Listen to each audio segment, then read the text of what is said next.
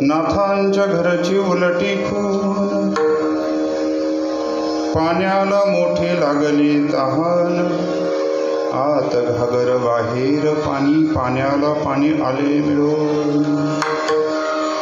आजी मी एक नवल देखिले, वळचणीचे पाणी आढळायला गेले. नाथांच्या घरची उलटी खून, पाण्याला मोठी लागली तहान. शेतकऱ्याने शेत पेरिले, राखणदाराला तिने गेले. नाथांच्या घरची उलटी खून, पाण्याला मोठी लागली तहान. हंडी खादली भात टाकला, बकऱ्या पुढे देव कापिला. नाथांच्या घरची उलटी खून, पाण्याला मोठी लागली तहान. एका जनार्दनी मार्ग उलटा, जो जाणे तो गुरुचा बेटा. नाथांच्या घरची उलटी खून, पाण्याला मोठी लागली तहान. श्री संतांची माथा चरणा, श्री संतांची माथा चरणावरी, संतांची माथा चरणावरी, श्री संतांची माथा चरणावरी. साष्टांग करी दंडवत, साष्टांग करी दंडवत, साष्टांग करी दंडवत. संतांची माथा चरणावरी, संतांची माथा. विश्रांती पावलो समाव, विश्रांती पावलो समाव. वाढले अंतरी प्रेम सुख, वाढले अंतरी प्रेम सुख, वाढले अंतरी प्रेम सुख. भक्ती ज्ञान विरागात्तम, वैष्णवानाम किलोत्तमम्. वंदे श्री सावतानाथम्, अरणक्षेत्र निवासिनम्. जयांचे केलिया स्मरण होय सकळ विद्यांच्या अधिकरण. तेचे वंदो श्री चरण, श्री गुरूंचे ते नमस्कारून आता. नाथांच्या घरची उलटी खून, पाण्याशी मोठी लागली तहान. हात घागर बाहेर पाणी, पाण्याला पाणी आले मिळून. प्रसर स्वर कमी झाला. प्रस्तुत प्राप्त प्रसंगी भगवत चिंतनाकरता निवडलेला अभंग मराठी सारस्वताचे मुकुटमणी, भगवत धर्माचे प्रणेते भगवान पंढरीश पांडुरंग परमात्म्याचे महान लढीवाळ भगवत भक्त सकल संत भूषण अनंत कृपाभूषित पैठण निवासी शांती ब्रह्मश्री संत एकनाथ महाराज यांचा हा 6 चरणाचा उत्कृष्ट गोड चिंतनीय कूट या प्रकरणातील भगवंताच्या दरबारातील उलट्या खुणा प्रतिपादन करणारा अभंग आज आपल्या समोर चिंतनाकरता निवडलेला आहे.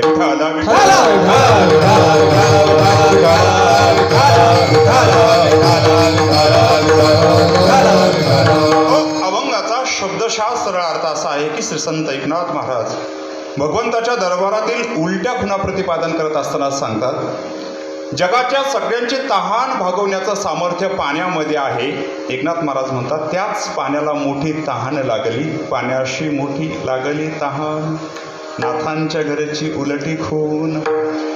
एखादी हंडा घेऊन बाई ज्यावेळेस तडागावरती जाते, कूपवरती जाते, विहिरीवरती जाते, ती पाणी भरून नळावरून घेऊन येते, त्यावेळेस पाणी आत असतं आणि घागर बाहेर असते. एकनाथ महाराज सांगतात, आत घागर बाहेर पाणी, नाथांच्या घरची उलटी खून. आज मी एक अद्भुत असं नवल 3ऱ्या चरणामध्ये एकनाथ महाराज सांगतात की मी आज असं अद्भुत दिव्य नवल पाहिलं. वळचणीचं पाणी आढ्याकडून वळचणीला यायच्या ऐवजी वळचणीकडून आढ्याला गेलं. नाथांच्या घराची उलटी खून. शेतकऱ्याने 4थ्या चरणामध्ये नाथ महाराज सांगतात, शेतकऱ्याने शेत पेरलं, परंतु त्या शेताने राखणदाराला नाम त्या शेतकऱ्यालाच गिळून टाकलं. शेतकरी असे राखणदाराला तिने गिळले. नाथांच्या घराची उलटी खून. 5व्या चरणामध्ये एकनाथ महाराज प्रतिपादन करतात, बुभुक्षा लागल्याच्या नंतर, भूक लागल्याच्या नंतर बुभुक्षित व्यक्ती पात्रस्थ अन्नाचं भाताचं सेवन करत असताना जे तयार झालेलं आहे अन्न, जे हंडीमध्ये तयार झालं आहे, व्यवहार असा आहे की ते पात्रस्थ अन्न, त्या हंडीतला भात ते खाल्ल्या जातं, त्याचं सेवन केलं जातं. आणि जे पात्र आहे ते पात्र प्रक्षालनाकरता, धुण्याकरता ते आपण साईडला टाकून देतो. नाथ बाबा सांगतात, भात खायला पाहिजे, हंडी टाकली पाहिजे, परंतु हंडी खादली भात टाकेला नाथांच्या घराची उलटी खून. सदृष्टांत हे 5वं चरण एकनाथ महाराज सांगत असताना व्यवहार असा आहे की एकनाथ महाराजांच्या काळामध्ये देवापुढे बकरे कापले जात होते. वास्तविक प्रथा चुकीची आहे, परंतु नाथ महाराज ते उदाहरण देत आहेत. तत्कालीन बकऱ्या हा देवाच्या पुढे कापल्या जातो, परंतु बकऱ्या पुढे देव कापिला नाथांच्या घराची उलटी खून. ह्या उलट्या खुना जर सरळ करायच्या असतील तर काय करावं लागेल? एकनाथ महाराज म्हणतात श्री गुरूंच्या पदचरण कमलावरती तुम्हाला बसावं लागेल. श्री गुरूंकडून क्षत्रिय ब्रह्मनिष्ठ आणि कृपाळू सद्गुरूंच्या सानिध्यामध्ये जाऊन तुम्हाला ब्रह्मज्ञानाचं दिव्य तत्वज्ञान, आत्मस्वरूपाचं दिव्य तत्वज्ञान श्रवण करावं लागेल. आणि मग तुम्ही उत्तम शिष्य म्हणून ज्यावेळेस श्री गुरूंच्या पदचरण कमल सानिध्यामध्ये जाताय त्यावेळेस तुम्हाला ह्या उलट्या पुन्हा पुन्हा सुलट्या होतील आणि ह्या भगवंताच्या दरबारातला हा दिव्य व्यवहार तुमच्या लक्षामध्ये येईल. एका जनार्दनी मार्ग उलटा, जो जाणे तो गुरुचा बेटा, नाथांच्या घराची उलटी खून. पाण्याशी किंवा पाण्याला मोठी लागली तहान. अभंगाचा शब्दशास्त्र अर्थ आपल्या समोर विदित केला. इथं आल्याच्या नंतर आतलं वातावरण पाहिल्याच्या नंतर, इतकी प्रसन्नता पाहिल्याच्या नंतर, तरुणांची उपस्थिती इतकी सुंदर पाहिल्याच्या नंतर असं वाटतं हा कार्यक्रम कसबे सुकेनेमध्ये नसून साक्षात आरणगाव आरण तीर्थक्षेत्रामध्ये सावता महाराजांच्या मंदिराच्या प्रांगणामध्ये हा सोहळा गाजतो की काय इतकं सुंदर विलक्षण दिव्य वातावरण निर्मिती सप्ताह कमिटीद्वारा आयोजित झाली. सेवेला प्रारंभ करण्यापूर्वी अल्पसा परिहार. आशुतोष भक्त वत्सल भगवतानां पांडुरंगानां कृपाशीर्वादेन आळंदी वल्लभ मुक्त कैवल्य तेजनिधी संत श्रेष्ठ श्री ज्ञानेश्वर महाराजांनां कृपाशीर्वादेन वैराग्य रास रसज्ञ देहू निवासिना जगद्गुरु श्री संत तुकाराम महाराजांनां कृपाशीर्वादेन गते अनेक वर्षांनी अतीतानि कार्यक्रमश बहु शोभनं सुंदरं सुष्ठुं च नियोजनम् एतस्मिन् नाशिक जनपदे निफाड तहसीले कसबे सुकेने एतस्मिन् ग्रामे गते अनेक वर्षांनी अतीतानि कार्यक्रमश बहु शोभनं सुष्ठुं सुंदरं च नियोजनम् अत्र सञ्जातः. अत्र आगत्य मनुष्य बहु प्रसन्नता भवति एव. सर्वे गुरुजन टाळकरी जनां दृष्ट्वा संत श्रेष्ठ श्री भक्त शिरोमणी संत श्रेष्ठ सावता महाराजांनां नवविंशत्याधिक सप्तशतकोत्तर पुण्यतिथि महोत्सव एतस्मिन् वर्षे संपूर्ण महाराष्ट्रे मन्यमानः अस्ति. तथा च संत श्रेष्ठ श्री नामदेव महाराज तश 23 सप्तशतकोत्तरोप्य पुण्यतिथि महोत्सव एतस्मिन् वर्षे संपूर्ण महाराष्ट्रे विभिन्नेषु ग्रामेषु विभिन्नेषु तीर्थक्षेत्रेषु बहु सम्यक्तया कार्यक्रमस्य नियोजनम् अधुना प्रचलन् अस्ति एव. अत्र आगत्य सर्वेभ्यः दृष्ट्वापि परमादरणीयश्रद्धेय जंगलीदासजी महाराजं प्रणिपातं कृत्वा 1008 महामण्डलेश्वर शांतिगिरीजी महाराजांनां आशीर्वादेन बहु सम्यक्तया अत्र कार्यक्रमस्य नियोजनं सप्ताह कमिटीद्वारा एतस्मिन् क्षेत्रीय काशीमाळी समाज मंगल कार्यालय अंतर्गते बहु सम्यक्तया कार्यक्रमस्य नियोजनम् अत्र सञ्जातम्. अत्र आगत्य मनुष्यो बहु प्रसन्नता भवति. सर्वे गुणिजन टाळकरी जनां दृष्ट्वापि एव परमादरणीय श्रद्धे एतस्मिन् कार्यक्रमस्य मार्गदर्शकरूपेण कार्यं निर्वहन्ति परमादरणीय श्रद्धे श्री हरिभक्तपरायण नरहरीजी महाराज खो डे. आदरणीय श्रद्धेय महाराज कुत्र अस्ति? तत्र अस्ति एव. नरहरी महाराज प्रज्ञाचक्षु अस्ति. अस्माकं गुलाबराव महाराज यादृशं प्रज्ञाचक्षु. आदरणीय महाराज कीर्तनं बहु सम्यक् करोति, कथा अपि बहु सम्यक् करोति.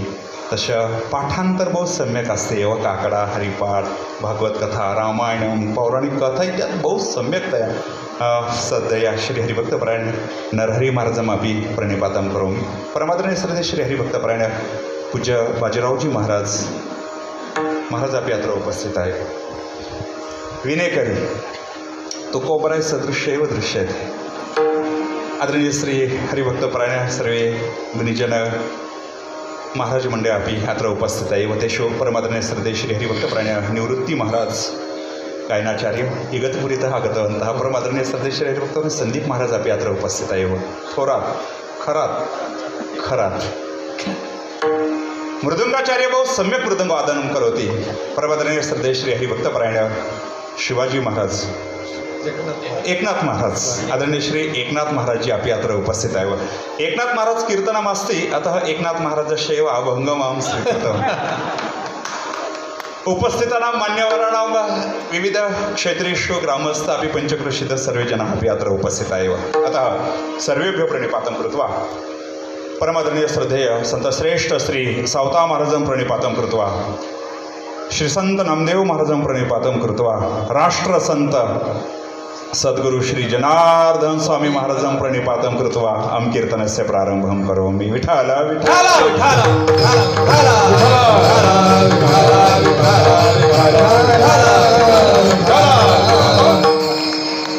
माझी शुद्ध मराठी तुमच्या लक्षात आलीच असेल असं गृहीत धरून मी पुढे चालतो हो म्हटली तुम्ही मला समाधान वाटतंय माता भगिनी कन्नड होती ना एवढी मान हलवली तरी आदरणीय श्रद्धेय श्री हरिभक्तपरायण बाबांचं नाव खापरे अशोक महाराज खापरे अशोक महाराज खापरे खापडे गाव बाबांचं सुकेने सुकेनेचीच आणि परमादरणीय श्रद्धेय माझ्या समवेत ज्यांनी वृंदावनला राहून भागवत कथेचं अध्ययन केलं फार सुंदर गायन तयार केलं आणि भागवत कथा इतकी उत्कृष्ट करतात ते माझे लाडके मित्र आदरणीय श्री शिवतेजानंदजी शास्त्री महाराज दराडे आदरणीय महाराज आपी या ठिकाणी उपस्थित आहेत आणि माझं कीर्तन अजून त्यांनी ऐकलं नव्हतं आज म्हटलं मग चला माझ्याबरोबर आणि फार समाधान वाटलं आदरणीय हरिभक्तपरायण संग्रामजी महाराज भंडारे पाटील त्यांचे वडील भाऊ सुद्धा या ठिकाणी उपस्थित आहेत दादा तुमच्या सर्वांच्या दर्शनाने मला खरोखर प्रसन्नता आणि आनंद झाला माझ्या सगळ्या प्रवासाचा शीन इथे गेला या मंडळाचे अध्यक्ष आप्पा कुठे गेलेत सदाशिव आप्पा हां कार्यकर्ता म्हटलं का नियोजनातच थांबावं लागतं पण आपण बोलून घेतले सगळ्यांना खुर्च्या आहेत हे पाहून एक मला समाधान वाटतंय पण त्या खुर्च्यावरती सगळ्या तरुण महिलाच बसल्यात आपल्या तरुण म्हणजे तरुण वृद्ध महिला बसल्यात असं म्हणावं गुडघ्याचा त्रास असतो बसण्याचे प्रॉब्लेम येतात आणि बसण्यावरून जर कार्यक्रम ऐकण्याची विसंगती होत असेल तर आवर्जून खुर्चीवर बसलं पाहिजे काहीच अडचण नाही संस्कृत भाषेमध्ये मी तुमच्यासमोर प्रस्तावना केली ती भाषा फार विलक्षण आहे त्या भाषेतली दिव्यता फार तेजस्वी आहे हजारो वर्षाच्या दिव्य परंपरेने भारतीय सनातन परंपरेने या ज्या वैदिक परंपरेने जे हायपोथेसिस जगाच्या समोर मांडले जे दिव्य सिद्धांत जगाच्या समोर मांडले ते फार विलक्षण होते हुनांचे आक्रमण ज्यावेळेस भारत राष्ट्रावरती होत गेले तोपर्यंत भारत देश विश्वगुरू म्हणून जगात प्रख्यात होता असा एकही राजकुमार नसेल अन्य राष्ट्रातला की तो भारत देशामध्ये आपल्या गुरुकुल पद्धतीमध्ये येऊन त्याने अध्ययन केलं नसेल आणि या दिव्य परंपरेचा उद्घोष स्वतःच्या देशामध्ये घेऊन गेला नसेल असा एकही राजकुमार अन्य राष्ट्रामध्ये सापडत नव्हता मला आनंदाने सांगू द्या त्याच्यामध्ये माझे खंत पण दडलेले आहे ज्यावेळेस नालंदा विश्वविद्यालय जाळण्याचा प्रयत्न झाला त्या विश्वविद्यालयामध्ये जे शिकण्याकरता विद्यार्थी होते त्याच विद्यार्थ्याला तिथल्या शिक्षकांनी सांगितलं नालंदा वाचणार नाही तुम्ही जा तुमच्या देशामध्ये युनिव्हर्सिटी स्थापन करा आणि त्याच विद्यार्थ्याने ऑक्सफर्ड युनिव्हर्सिटी स्थापन केली हे जरा भारतीयांना ज्ञात असू द्या ऑक्सफर्ड युनिव्हर्सिटी त्या विद्यार्थ्यांनी स्थापन केली आज ऑक्सफर्ड युनिव्हर्सिटीचं नाव जगविख्यात आहे आणि नालंदा फक्त नावापुरतं शिल्लक राहिलं होतं आता मागच्या महिन्यामध्ये भव्यतेने त्या नालंदाचं विश्वविद्यालयाचं उद्घाटन हे देशाचे विद्यमान पंतप्रधानांच्या उपस्थितीमध्ये संपन्न झालं हे भारत देशाची मोठी गौरव तेजस्वी दिव्य परंपरा आहे ऐका जर संस्कृत भाषा मृत भाषा आहे संस्कृत भाषामध्ये टेक्नॉलॉजी नाही संस्कृत भाषामध्ये दिव्य तत्वज्ञान नाही हे गेली 70 वर्ष आम्ही जे ऐकतोय जर दिव्यता नसेल तर माझं पुढचं बोलणं ऐका मी का संस्कृत भाषेमध्ये प्रस्तावना केली ऐका 40 देशातील एकनाथ महाराज 40 देशातील 254 विश्वविद्यालयामध्ये सध्या संस्कृत भाषा शिकवल्या जाते 40 देशातील 254 विश्वविद्यालयामध्ये सध्या संस्कृत भाषा शिकवल्या जाते संतांची फिलॉसॉफी शिकवल्या जाते. नामदेव महाराज, सावता महाराज, माऊली ज्ञानेश्वर महाराज, एकनाथ महाराज, जगद्गुरू तुकोबरायपासून अगदी महिपती महाराजांपर्यंत सगळे संतांचे दिव्य सिद्धांत आज विविध युनिव्हर्सिटीजमध्ये शिकवण्याचा मोठा अट्टहास त्या लोकांचा सुरू आहे. आणि आम्ही कुठे अडकलोय? Johnny Johnny yes yes. त्या यस पप्पा करता तर मी संस्कृत बोललो होतो, बाकी माझा दुसरा कोणताच उद्देश नव्हता. जी 3 महिन्याच्या स्पीकिंगच्या कोर्सची जी भाषा उत्कृष्ट बोलता येऊ शकते, त्या भाषेकरता आज आम्ही करोडो रुपये खर्च करतोय. मातृभाषेमधून शिक्षण असावं हा जगातला सगळ्यात मोठा सिद्धांत आहे. नॉलेज तुम्हाला जर मातृभाषेमधून मिळत नसेल तर जगातले सगळ्यात करंटे तुम्ही आहात, म्हणजे आपण आहोत. मी तुमच्याकडे बोट करतोय, म्हणजे आपण आहोत. मातृभाषेतून जर शिक्षण मिळत असेल तर ती जगातली सगळ्यात भाग्यशाली पिढी आहे. मातृभाषेतून झेडपीच्या शाळेमधून जे पुढे गेलेत ना, जिल्हा परिषदमधून, मला तरी वाटतंय उदाहरण नसेल, क्वचित असेल एखादं, त्याने आईवडिलाला वृद्धाश्रमात टाकलं असेल. पण इंग्लिश मिडियमनी त्याच्यामध्ये जर तुम्ही कॉन्व्हेंट्सच्या शाळेतून पुढे गेलात तर तुम्हाला गंध, माळी, अध्यात्म, आत्मस्वरूपाचं तत्त्वज्ञान, भगवंताचं सगुण साकाराचं तत्त्वज्ञान काहीच नाही. तुम्ही लाचारपणे त्यांचे गोडवे गाल आणि त्यांनी सांगावं तुम्हाला टेक्नॉलॉजी माहिती नाही. टेक्नॉलॉजी जर आम्हाला माहिती नसते तर 2500 वर्षापूर्वीच्या लेण्या आमच्याकडे कोरल्या गेल्या. शिखराकडून काम खाली फाउंडेशनकडे घेऊन जाण्याची दिव्य टेक्नॉलॉजी इंग्रज आले होते का हे सगळं बांधण्याकरिता? जर टेक्नॉलॉजी नसेल तर एवढे दिव्य अद्भुत मंदिरे या भारत देशात हजारो वर्षापासून तयार झाले, हे इंग्रज आले होते का बांधण्याकरता? माझ्या छत्रपती शिवरायांनी गड किल्ले तयार केले 400 वर्षापूर्वी, आजही अभेद्य आच्छाद्य रूपाने आहे. इंग्रज आले होते का हे सगळं बांधण्याकरता? अहो, भिकारी दरिद्री होते, भारतात भीक मागण्याकरता आले होते, व्यापार करण्याकरता आले होते आणि त्यांनी टेक्नॉलॉजी आपल्या लोकांना वापरलं त्यांनी आणि त्यांच्या नावाने पॅटर्न तयार केले. आणि इंग्रजांच्या काळात त्यांनी सांगितलं असं असं काम करा. टेक्नॉलॉजी काम करणारे स्थापत्यशास्त्रातले अद्भुत दिव्य लोक हे आपलीच होते. आजही लंडनला गेला तर 7 लोकांमध्ये 1 भारतीय सापडतो. एवढे लोक ते त्यांच्या देशात घेऊन गेले, सगळे देशात ते घेऊन गेले. आज इथं शोभाताई आहेत, त्यांच्या ठोंबरेताई आहेत, पद्माताई बसलेल्या आहेत. मलेशियाला आपण सगळेजण होतो, तिथं भारतीयांनी, इंग्रज तिथं भारतीयाला घेऊन गेले. ज्ञानेश्वरची विधाते इथं बसलेले आहेत.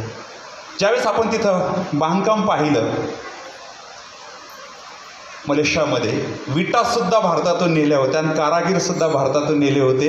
30 लोक 30 लाखाच्या संख्येने त्या देशामध्ये आहेत, ज्यांनी 1100 मंदिरं संस्थापित केलेले आहेत. इतक्या दिव्यतेने मुस्लिम कंट्रीमध्ये 1100 मंदिरं, हे भारतीय वैदिक परंपरेची गौरवशाली दिव्य परंपरा आहे.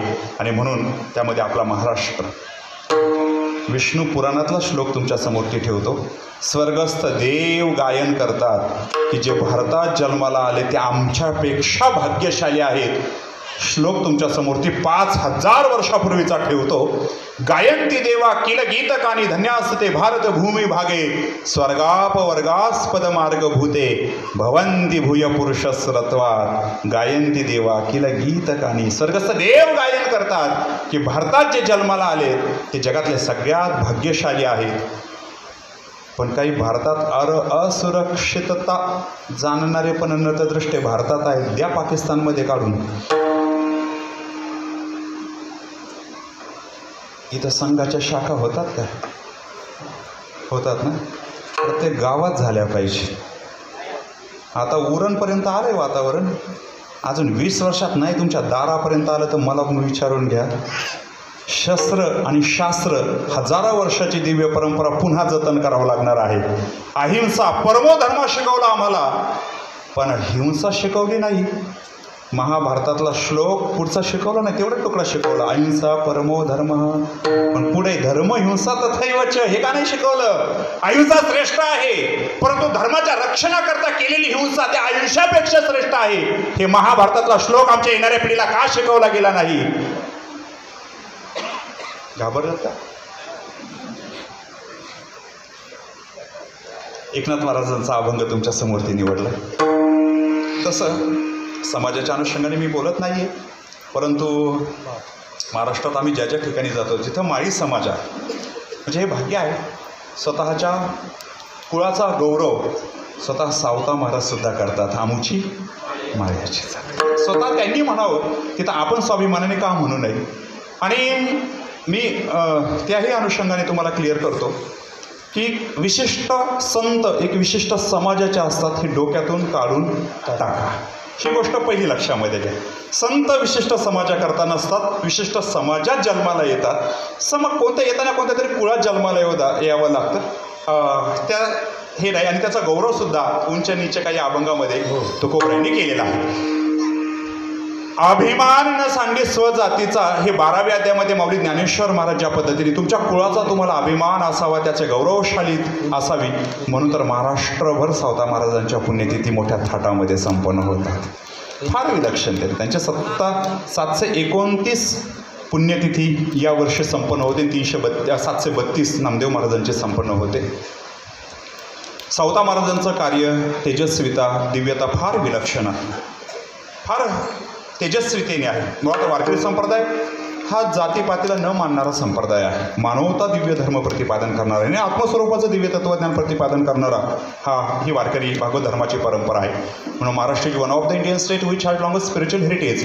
It is the land of sant, it is the land of great warriors. ईश्वर आणि वीरांची भूमी आहे म्हणून तर तुकोबराय सांगतात इथला देश आणि इथलं कुळ पवित्र आहे. पवित्र ते कुळ पावन तो देश, पवित्र ते कुळ पावन तो देश, पवित्र ते कुळ पावन तो देश, पवित्र ते कुळ पावन तो देश.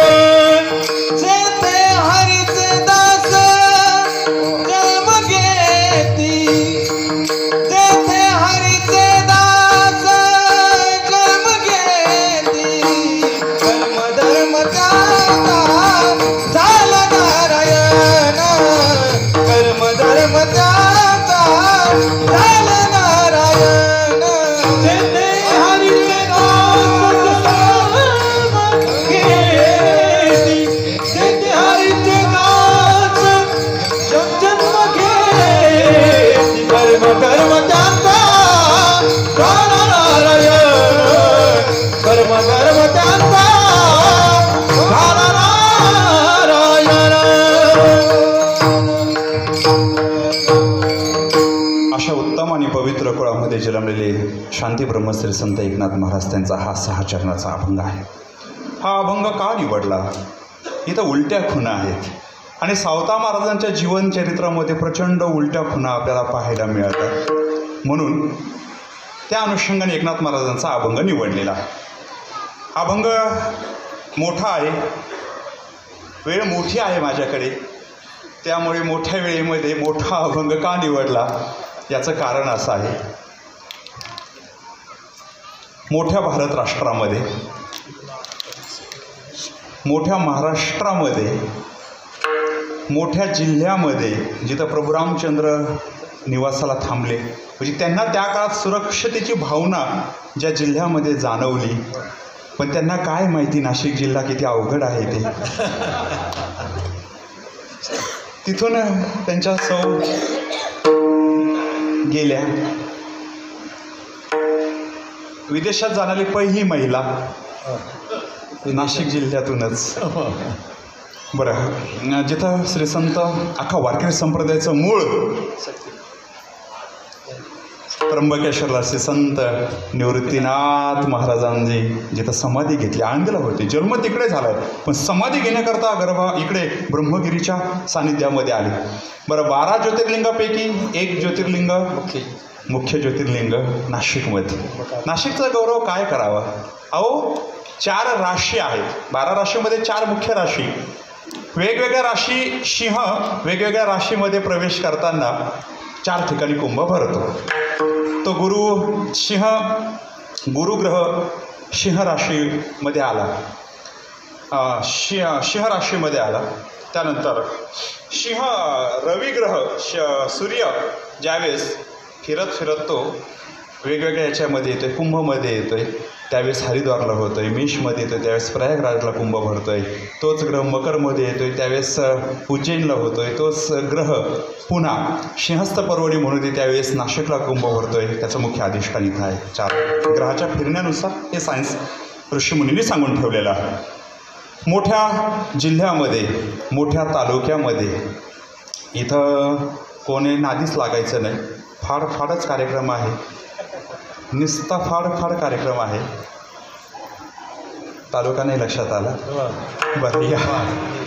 आणि हे आपलं गाव फार प्रसिद्ध आहे. इकडे अलीकडे 17,000 आणि पलीकडे 5,000, जवळजवळ 22,000 लोकसंख्येचं असं हे कसबे सुकेले या गावामध्ये मोठ्या मंगल कार्यालयामध्ये, मोठ्या उपस्थितीमध्ये, मोठ्या माणसांच्या समोर, मोठ्या मनांच्या माणसांच्या समोर मोठ्या संतांचा मोठा अभंग निवडला की छोट्याचं छोटेपण झाकून जातं, म्हणून मोठा अभंग निवडला. विठ्ठला विठ्ठला विठ्ठला विठ्ठला विठ्ठला.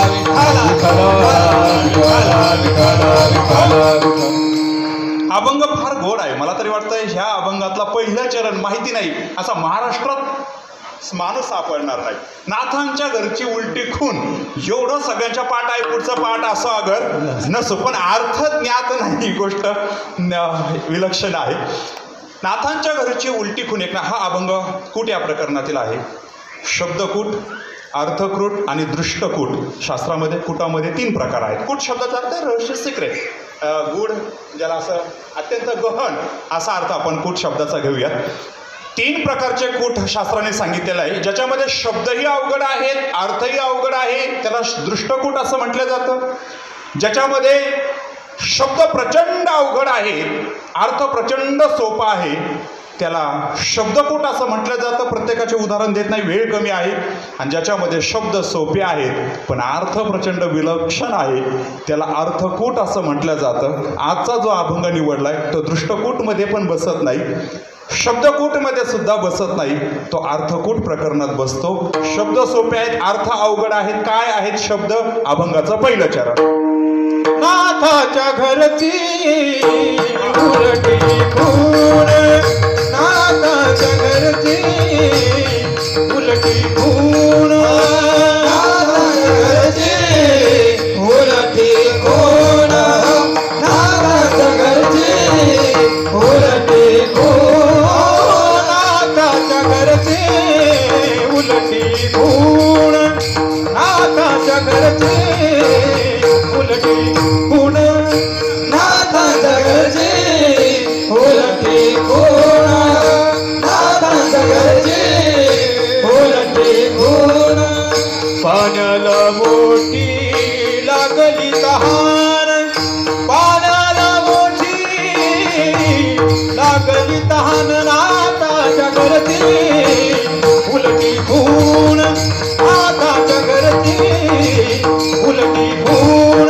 पाण्याला मोठी लागली तहान, पाण्याला मोठी लागली तहान, नाथाला मोठी लागली तहान, नाथाच्या घरची उलटी खूण, नाथाच्या घरची उलटी खूण.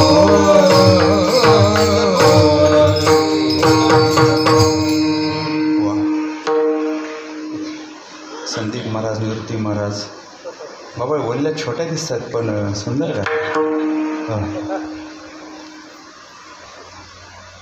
नाथांच्या घराची उलटी खून, पाण्याला मोठी लागली का. पूल जवळ ठेवला त्यामुळे माशा माझ्या पायात खूप बसतात. बाजूला त्यांना घेऊन जावं लागेल मला आळंदीला. पाण्याला तहान लागणं. मला सांगा, तुम्हाला तहान लागल्याच्या नंतर, माता माऊली, तुम्हाला तहान लागल्याच्या नंतर पाणी कोण देतं? ती हसायला लागली सगळे. माझा प्रश्न चुकला. तुम्हाला पाणी कोण देतं हे सगळ्यांना माहिती आहे. तहान लागल्याच्या नंतर तहान कोण भागवतं? पाणी भागवतं. पुरुष म्हणजे पाणी भागवतं. पण आता एकनाथ महाराज म्हणतात, त्याच पाण्याला मोठी तहान लागली, आता त्याची तहान कोणी भागवायची? मग याचं उत्तर काय आहे? आता मला पुढे बोलू द्या थोडंसं. इथं तहान, पाणी शब्दाचा अर्थ आहे. मी 2 पद्धतीने हे पहिलं चरण तुमच्या समोर ते ठेवतो. एक भक्ती परंपरेने पण ठेवतो आणि एक वेदांताच्या प्रक्रियेनुसार पण ठेवतो. पाणी शब्दाचा अर्थ आहे वेदांतानुसार, पाणी शब्दाचा अर्थ आहे जीव. त्या जीवाला तहान लागली. अहो, जीव मूळतः शिवरूप आहे, जीव मूळतः आत्मस्वरूप आहे. तो शरीर नाहीये, तो आत्मा आहे. आत्मा हे त्याचं खरं स्वरूप आहे. परमात्मा हे त्याचं खरं स्वरूप आहे. ब्रह्मरूपता हे त्याचं खरं स्वरूप आहे. भगवत साक्षात्कार हे त्याचं खरं स्वरूप आहे. तो जीव विषयाच्या दृष्टीने स्वतःला दुःखरूप समजतोय, रडतोय, मी दुःखी आहे असं बोलतोय. वास्तविक तो सुखरूप आहे, तो आनंद स्वरूप आहे, सच्चिदानंद हे त्याचं स्वरूप आहे. तरी देखील तो स्वतःला आत्मा न म्हणता स्वतः शरीर समजून दुःखाच्या भोवऱ्यामध्ये सापडलेला आहे. मग एकनाथ महाराज सांगतात, बरं तो किती सापडलाय सांगू का? पाणी म्हणजे जीव. आशा नावाच्या मुलीला, आशा नावाच्या बाईला 2 मुलं झाले. एकाचं नाव सुख आणि एकाचं नाव दुःख. इथं नाही ना कोणी आशाबाई, इथल्या सोडून सांगतो. मी एका कीर्तनामध्ये वसुदेवची आमना मी म्हटलं नाव तुमचं फार विलक्षण असतं. नाव शांताबाई, भांडायला लागली तर 2 कुत्र्याची. शांताबाई समोर बसल्या होत्या, उठून नावात शांती आहे. तुम्ही हसले. नाव गंगाधर, भांडायला लागले. आपलं नाव गंगाधर, आंघोळ नाही महिना. नावाचा आणि कृतीचा साधर्म्य नाही. आशा नावाच्या महिलेला 2 मुलं झाले. एकाचं नाव सुख, एकाचं नाव दुःख. दोघं जुळे होते, दिसायला गोड आणि दिसायला एक सारखे होते, काहीच बदल नव्हता. दोघं खेळायला गेल्याच्या नंतर सगळे मुलं सुखाबरोबर खेळायला लागले, दुःखाबरोबर कोणीच खेळायला तयार नाही. कसं खेळतील दुःखाबरोबर? दुःख किती घातक आहे, दुःख किती हे सगळेजण अनुभवत आहे. दुःखाबरोबर कोणाला दुःख हवं आहे? सगळ्याला सुख हवं आहे. सगळे सुखाबरोबर खेळायला लागले, दुःखाबरोबर कोणी खेळायला तयार नाही. दुःख रडत रडत रडत आईकडे आलं. आई ती आई असते.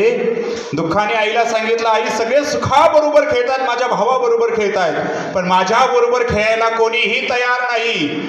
आई ती आई असते महाराज. आणि म्हणून माता भगिनी, मातृत्व भगवंताने तुम्हाला दिलंय. जगातलं सगळ्यात पवित्र काय असेल तर ते आई होणं आहे. ते भगवंताने त्यांना दिलंय. ही फार मोठी गोष्ट आहे, फार मोठी गोष्ट आहे. सध्या काळ फार बदलत चालला आहे. आजच मी दुपारी एक फोन आला मला. तो म्हटलं मी आत्महत्या करतोय. त्याला म्हटलं थांब बाबा, तू आत्महत्या करू नको. थोडंसं मी त्याला वेगळ्या पद्धतीने बोललो. तो त्याच्यातून बाहेर आला. प्रसंग असा होता, तरुण इथं थोडंसं विशेष लक्ष देऊन ऐका. काहीच नाही, सुंदर लग्न झालेलं होतं. भोसरीमध्ये तो राहायला होता. ऑफिस सुंदर होतं, लाखोचा कारोबार होता. ऑफिसमध्ये फक्त एक महिला होती, जिचं पहिलं लग्न झालेलं होतं. तिला एक मुलगी होती. ऑफिसमध्ये त्यांचे पुन्हा पती पत्नीचं नातं जुळलं. स्वतःची हक्काची पत्नी सोडून दिली, तिला एक मुलगा सोडून दिली. हिला एक मुलगी नवऱ्याकडे ठेवून इकडं आलेली होती. आणि आल्याच्या नंतर पुन्हा यांना एक मुलगा झाला. आता गंमत आहे का, 10 वर्ष लोटले. आणि मागच्या 2 दिवसामध्ये ह्या पठ्ठ्याचे 40 लाख रुपये घेऊन ती निघून गेली. कुठं गेली त्याला माहिती नाही. पण पहिल्या बायकोने तो मुलगा त्याच्याकडे आणून सोडला. हिला पहिली मुलगी होती, तिने नवऱ्याकडे सोडली होती. हिला मुलगा झाला, तोही तिथंच ठेवला. आणि आता ती दुसऱ्या आणखीन एका पुरुषाबरोबर निघून गेली. हे कीर्तनात सांगण्यासारखे विषय नाहीत, पण समाजात सध्या प्रत्येक घराघरात ही वस्तुस्थिती येऊन ठेपायला लागली. याचा परिणाम समाजाची व्यवस्था कोलमडायला लागली. आत्महत्येवरती जावं लागतंय, इथपर्यंत परिस्थिती येऊन ठेपली. म्हणून संत विचार फक्त या राष्ट्राला तारू शकतात, धर्माच्या अधिष्ठान या विचाराला तारू शकतात, या पिढीला तारू शकतात. नाही इथून पुढच्या पिढीचा इतका अशी भयान नाव निघलेली आहे, ती कोणत्या किनाऱ्याला जाऊन आदळेल सांगता येऊ शकत नाही. प्रत्येक मुलाच्या हातामध्ये मोबाईल आहे. बरं, जिथं आईच कमी कपडे घालून रील्स तयार करते, तिथं हे लेकरांनी पुढच्या पिढीने काय आदर्श घ्यायचा? अवघड परिस्थिती आहे. फार भयान परिस्थितीमधून सध्या आपली येणारी पिढी चालली. आपली पिढी थोडीफार वाचली. आपण आमच्या लहानपणी मोबाईल नव्हता. पहिल्यांदा मोबाईलवरती बोललोय मी वयाच्या 19व्या वर्षी. वयाच्या 19व्या वर्षी मोबाईलमधला आवाज कसा असतो हा पहिल्यांदा ऐकला. तो आजही फोन माझ्या आठवणीत आहे. ऐका, आई ती आई असते, लक्षामध्ये घ्या. सुख आईकडे, दुःख रडत आलं. सुखाबरोबर सगळे खेळतात, माझ्याबरोबर कोणी खेळायला तयार नाही. पण मातृत्व तुमच्याकडे दिलंय. आईला सुख आणि दुःख दोन्ही समान असतं का. तसं मुलाला तुम्ही सांभाळू शकतात. इकडचं काम अवघड आहे, हे फार डेंजर कार्यक्रम. एका मातेला स्वयंपाक बनवायचा होता. आपल्या पतीला सांगितलं, अहो फक्त हे लेकराला सांभाळा, छोटंसं आहे, दुसरी मधलं आहे, त्याला तुम्ही बाहेर नेऊन थोडंसं सांभाळ, मी स्वयंपाक बनवून घेते. त्या बिचाऱ्याने घेतलं, त्याला सांभाळायला गेला. मुलगा रडायला लागला, का मला गुळ पाहिजे. तर म्हटलं गुळ ओके घेऊन देतो. त्यांनी छोटासा गुळाचा खडा त्याला दिला. नाही मला मोठा खडा पाहिजे, गुळाचा मोठा खडा पाहिजे. वडील मोठा आणून दिला. नाही याच्यापेक्षा. मुलगा रडायला लागला, आवाज येतोय ना पाठीमागे. मुलगा रडायला लागला, मोठा गुळाचा खडा पाहिजे. पावसाळ्याचे गुळ घेऊन दिला तरी मुलगा रडायला लागला, बाबा मला मोठा पाहिजे.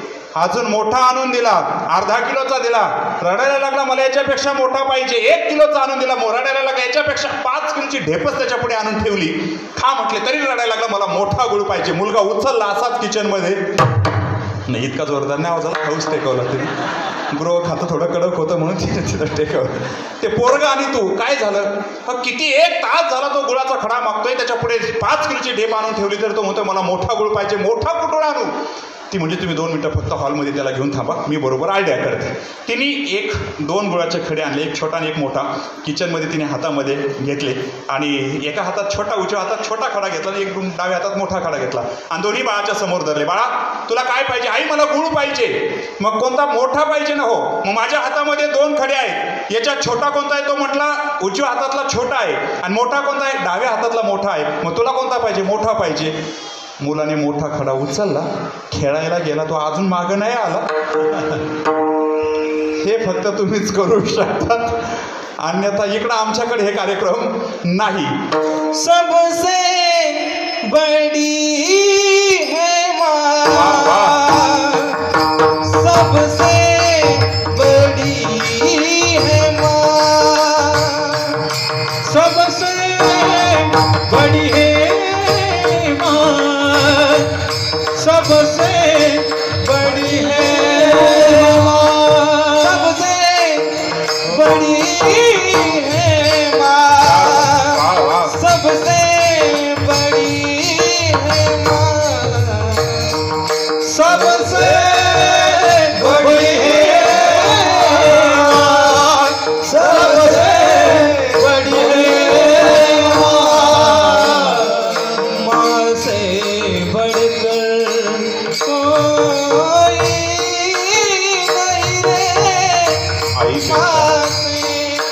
श्रेष्ठ या जगात कोणीच नाही. सगळे संत कबीर महाराज, सगळे महाराष्ट्रातली परंपरा. आज आई जिवंत असताना, वडील जिवंत असताना, मुलगा अनाथ आश्रमामध्ये, उदाहरण नाही महाराष्ट्राच्या भूमीमध्ये, काबाड कष्ट करते ती आई. पती गेलेत ना, काबाड कष्ट करते पण लेकराला खंबीरपणे उभा करते. पण मुलगा जिवंत असताना आई वडील वृद्धाश्रमामध्ये हजारोनी उदाहरण या महाराष्ट्राच्या भूमीमध्ये पाहायला मिळतात. खंत ही ज्या मातेने तुम्हाला अंग खांद्यावरती खेळलं, मोठे झाल्याच्या नंतर त्या आईचा स्पर्श तुम्हाला माहिती नाही, काय दुर्भाग्य असेल. येणारी पिढी या सुख लोलुपतेपायी, ज्या मातीमध्ये माझी आई राबली, ज्या मातेमध्ये त्या आईने कष्ट केले, ज्या मातीमध्ये माझ्या वडिलांनी कष्ट केले, आजोबांनी पंजोबांनी कष्ट केले, ती जमीन स्वतःच्या गाडी घेण्याकरता, सुखापोटी व्यसन करण्याकरता जर मुलगा ती जमीन विकत असेल, कलंक आहे तो. या महाराष्ट्राच्या भूमीला कलंक आहे. ज्या मातीमध्ये आपली आई राबली, ती माती जर तुम्ही सांभाळू शकत नसेल तर आपल्या जीवनाला धिक्कार आहे. आईनी सर्वस्व तुम्हाला बहाल केलं, तिने स्वतःचा सुखाचा विचार केला नाही. आज मी आळंदीमध्ये 100 मुलं सांभाळतो, वडिलांचं काही नाही, पण त्या आईची तळमळ पाहिल्याच्या नंतर माझं अंतःकरण भरून येतं. एवढ्या दिव्यतेने, एवढ्या भव्यतेने त्या मातेचं मातृत्व महाराष्ट्रात संतांनी उदाहरण देऊन गायलं. सगळ्या तीर्थ, जगातले जेवढे 3.5 कोटी तीर्थ आहेत, मौली ज्ञानेश्वर महाराज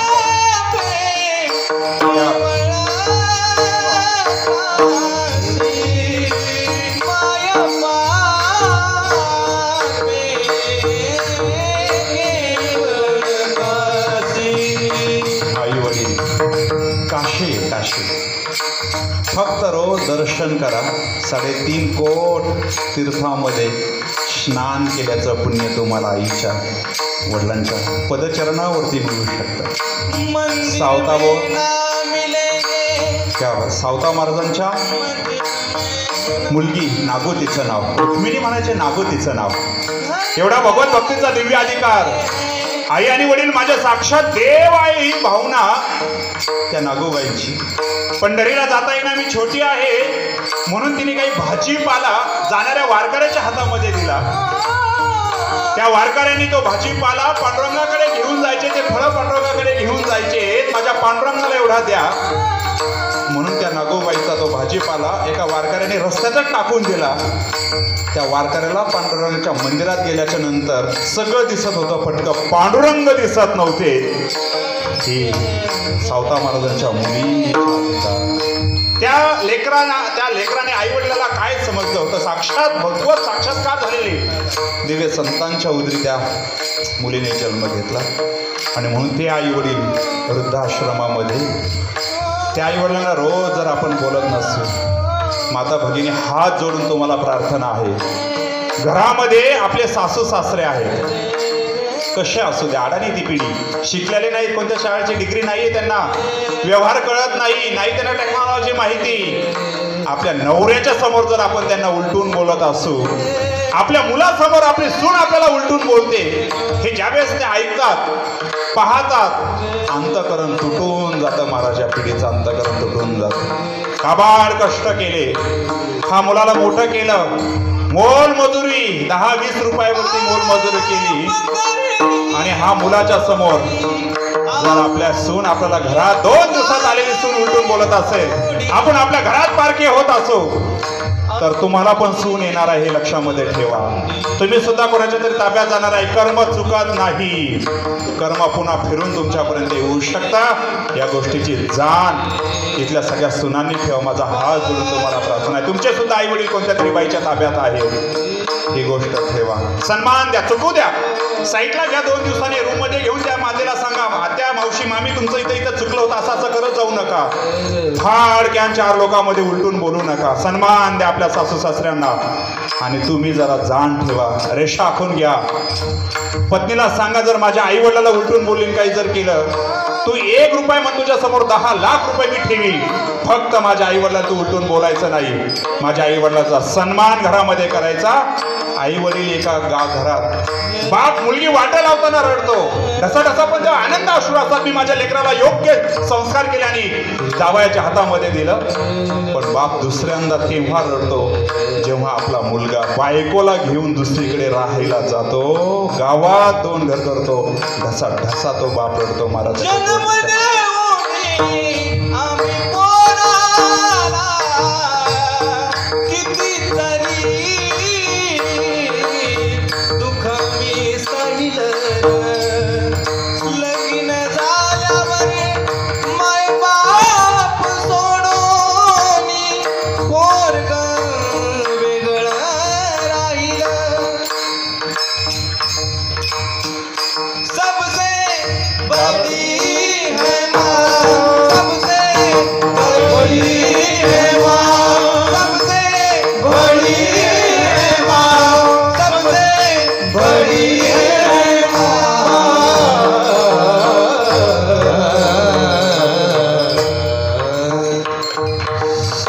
स्वामी तिन्ही जगाचा आई. ते भागवत कथा किती गोड करत असते तुमच्या लक्षात आलं. लेकराचे हित झाले न मातुक परदैवतम, वेदाने सांगितलं आईसारखं श्रेष्ठ दैवत नाही. अहो, आमच्या मातेला आम्ही माता म्हणतो, आम्ही भूमीला माता म्हणतो. माता भूमी पुत्रोहम पृथिव्या, earth is my mother and I am her son. ही भारतीय वैदिक परंपरा आहे. सुखाला रडायला लागलं सुख, दुःख रडायला लागलं आई, सुखाबरोबर सगळे खेळतात. जीव, पाणी शब्दाचा अर्थ आहे जीव, आणि त्या जीवाला तहान लागली. कशाची? सुखाची तहान. तो सुखरूप असताना सुखाची तहान लागली. मग त्या आईने सांगितलं, दुःखात तो टेन्शन घेऊ नको. सुखाला घरात बोलवलं, फक्त सुखाचे कपडे काढले आणि दुःखाला घातले, आणि दुःखाचे कपडे काढले सुखाला घातले, आणि दिलं सोडून खेळायला. कोणाबरोबर खेळतायत? कोणाबरोबर? हा एवढं जरी कळलं ना तर एवढा मोठा अभंग तुमच्या समोर कळायला वेळ लागणार नाही. अजून खेळते 2024 उजडलंय तरी पण खेळणं चालू आहे. 70 वर्ष वय झालंय तरी पुढच्या पिढीकडे जबाबदारी द्यायला तयार नाही. मुक्त होता तरी क्या बात. पायपत झालं, मुक्त होता तरी पायपत झालं, मुक्त होता तरी बळे झाला बघ, मुक्त होता तरी बळे झाला बघ. योनिया चंग माझे माझे, योनिया चंग माझे माझे, मुक्त होता तरी बळे झाला बघ, मुक्त होता तरी बळे झाला मुक्त आहे म्हणजे सुखरूप आहे, पण बळच बद्ध झाला. दुःखाला सुखालाच दुःख समजलं, दुःखाला सुख समजलं आणि त्याच्याबरोबर की ते प्रपंच ठाऊकच आहे, संसार दुःखरूप हे माहिती असताना सुद्धा आपण त्याच्या सानिध्यामध्ये राहतो. एकनाथ महाराजांना हे विशेष वाटलं. सुखाकरता जीवाची तळमळ पाहिली. श्रोत्र इंद्रियाद्वारे शब्दातून सुख शोधतोय, नेत्र इंद्रियाद्वारे रूपातून तो सुख शोधतोय, मिळत नाही. घ्राण इंद्रियाद्वारे गंधातून तो सुख शोधतोय. ही जीवाची अवस्था एकनाथ महाराज पाहतात. सुखाच्या लालसेपोटी सुखरूपच जीव केवढ्या विषयाकडे धावतोय तो. नेत्र इंद्रियातून रूप विषयाकडे धावतोय, श्रोत्र इंद्रियाकडून शब्द विषयाकडे धावतोय, त्वग इंद्रियाने स्पर्श विषयाकडे धावतोय, घ्राण इंद्रियाने रस विषयाकडे धावतोय, घ्राण इंद्रियाने गंध विषयाकडे धावतोय, रसन इंद्रियाने रस विषयाकडे धावतोय. हे पंच विषय आणि पंच ज्ञान इंद्रियाची हे धावपळ जीवाची पाहिल्याच्या नंतर एकनाथ महाराज म्हटले पाण्याशी मोठी लागली तहान. हे झालं वेदांतानुसार. आता भक्ती परंपरेने तुम्हाला सांगतो भगवंत सुखरूप आहे. अहो सुखाची खाणी सुखाची रास आहे. सुखरूप आहेचा तुझ्या कोणी सांगा. तो भगवंत आनंदाकरिता कोणाच्या घरी नटतोय? त्या भगवंत ज्याने सृष्टी तयार केली, ज्याने हे गिरी पर्वत सगळे तयार केले, तो पांडुरंग धावत पळत येतोय माझ्या मागे. चोर लागले चोर. कोण? नामदेव महाराज आणि ज्ञानेश्वर महाराज. ते माझ्या मागे लागलेत, मला काच करणार आहेत, मला लपण्याकरता आश्रय पाहिजे. हे कोणाकडे म्हणताय? सावता महाराजांकडे. ही उलटी खून आहे का नाही हो? ही नाथांच्या घरची उलटी खून आहे का नाही? त्याच्याकडे अख्खं जग लपतंय आणि तो लपण्याकरता श्री संत भक्त शिरोमणी सावता महाराजांकडे. सावता महाराजांनी छाती फाडली आणि भगवंताला आतमध्ये टाकलं आणि कामाला सुरुवात केली. कांदा मुळावरची अवघी विठाबाई माझी. निष्कर्म सिद्धांत दिव्य पद्धतीने आचरून दाखवणारे विश्वातले पहिले संत शिरोमणी सावता महाराज हे विश्वातले पहिले संत आहेत. निष्कर्म सिद्धांत जगाच्या समोर मांडणारे, अत्यंत शुद्ध जीवन, अत्यंत शुद्ध विचार, शुद्ध आचार आणि फार गोड संत. 12 जुलै 1295 त्यांचा जन्म झाला. ईशके 1227, 78 वर्षांनी इसवी सन पुढे तेव्हा आलेले. त्यांच्यानंतर समकालीन माऊली होते, ज्ञानेश्वर महाराज, नामदेव महाराज हे सगळे संत होते. आणि वैद्यकीय शास्त्रामध्ये त्यांचा फार मोठा हातखंड होता सावता महाराजांचा, फार मोठा. शेताचं काम स्वतःचं काम करणारं आणि हे अद्भुत असे संत. नांगरणी करत होते, म्हसोबा देवमध्ये आले, उचलले असेच बांधावर ठेवले. लोक म्हटले देवाला बळी द्यावा लागतो, तुम्ही डायरेक्ट उचलून त्याच्यावर ठेवले. ते म्हटले पांडुरंग सोडून मी कोणाला मानत नाही, उचलून ठेवत्या. नेमकं योगायोगाने पटकेचा आजार त्या काळात आला. सगळेजण इतके रागवले. त्या दरम्यान महादेव शास्त्री समकालीन होते, इतके रागवले.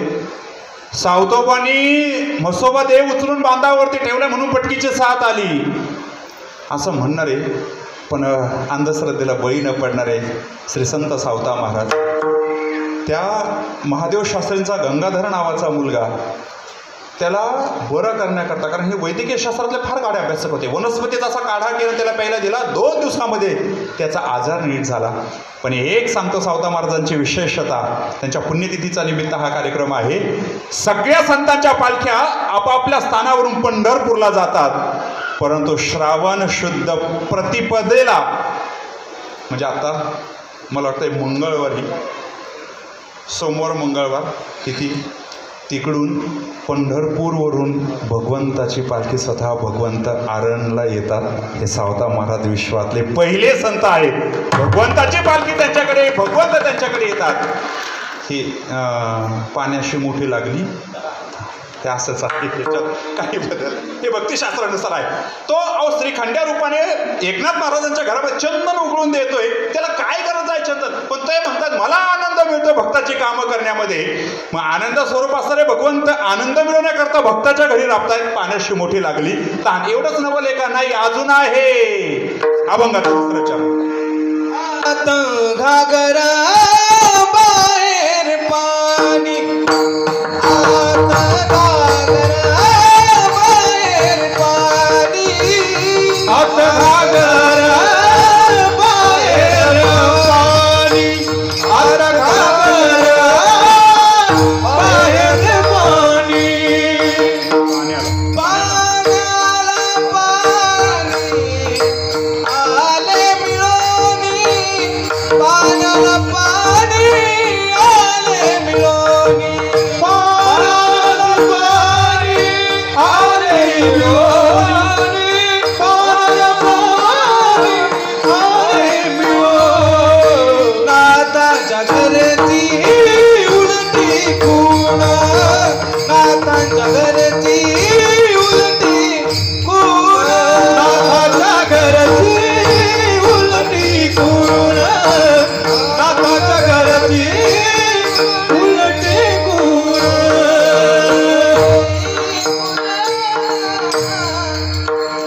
घागर बाहेरून आतमध्ये पाणी असतं.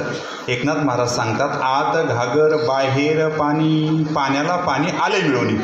आतमध्ये घागर आहे आणि पाणी बाहेर आहे असा व्यवहार पाहायला मिळत नाही. घागरेमध्ये पाणी असतं, घागर बाहेरून असते. पण एकनाथ महाराज आज असं का बोलतायत, त्याचं कारण असं आहे, अंतकरण रूपी घागर आहे किंवा ही शरीर रूपी घागर समजा, याच्यामध्ये आत्मतत्व आहे. एकदा का मी शरीर नाही आत्मा आहे हे कळालं की आपण पिंडी तेच ब्रह्मांडी अनुभूती येते.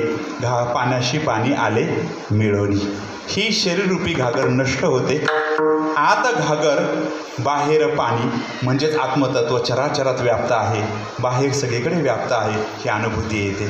आणि म्हणून ही घागर एकदा कळाली का आपणच आत्मा आहोत हे ज्या दिवशी कळतं त्या दिवशी पुनर्जन्म खुंटून जातो. पुनरपी जननम पुनरपी मरणम हे फेरा चुकतो आणि मग एक कीर्तिरूपाने मनुष्याची ख्याती उरते. हे दुसरं चरण. अजून काय उलट्या खुणा आहेत अभंगाच्या तिसऱ्या चरणामध्ये. नवल देखीले आजी म्याय नवल देखीले, आजी म्याय नवल देखीले, आजी नवल देखीले.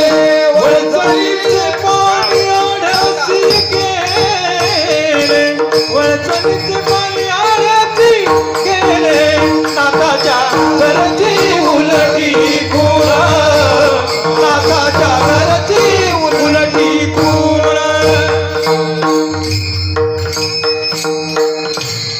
तुम्ही आता 6 रन आणि 4 काढायला आता वेळच नाही आपल्याला. आजीमेत नवल देखिले वळचणीचे पाणी आढ्याला गेले. वळचण आणि आढ माता भगिनी माहिती आहे तुम्हाला. वळचण माहिती आहे, आढ माहिती आहे. आढ कुठं असतं, आपण जे घराला स्लॅब टाकतो आणि त्याच्या वरती जे असतं त्याला काय म्हणतात, आढ.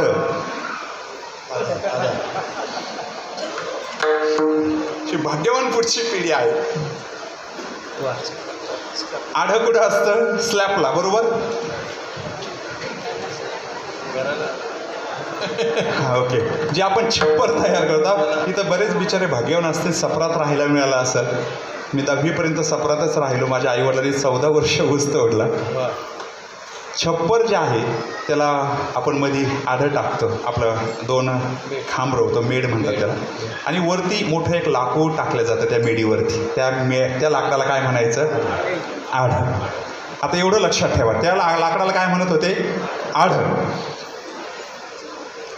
आणि त्याला नंतर खालून जी भिंत यायची आणि त्याला सेकारल्या जायचं. इकडे काय म्हणतात, हां वा, सुनील भाऊ कुठं बसले, राजे ते ठेवल्या भिंतीवरती ते पूर्ण सेकरलेला जो भाग यायचा आणि त्याच्या खाली जवळजवळ हातभर पाणी खाली जाण्याकरता असायचं. त्याचं नाव काय?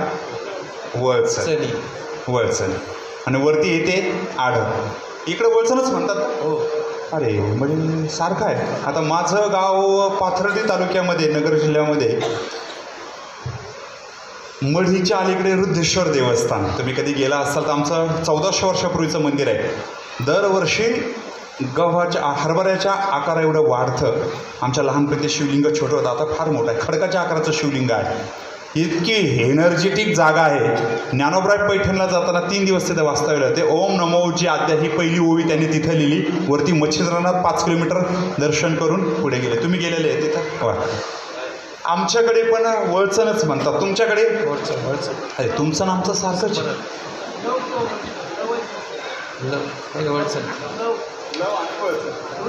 दोन्ही शब्द आहेत. आमच्याकडे दोन्ही शब्द आहेत.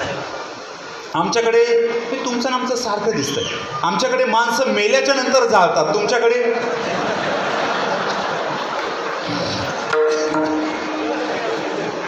इकडे काहीतरी बदल दिसतं, त्याशिवाय तुम्ही एवढ्या मोकळ्या म्हणत.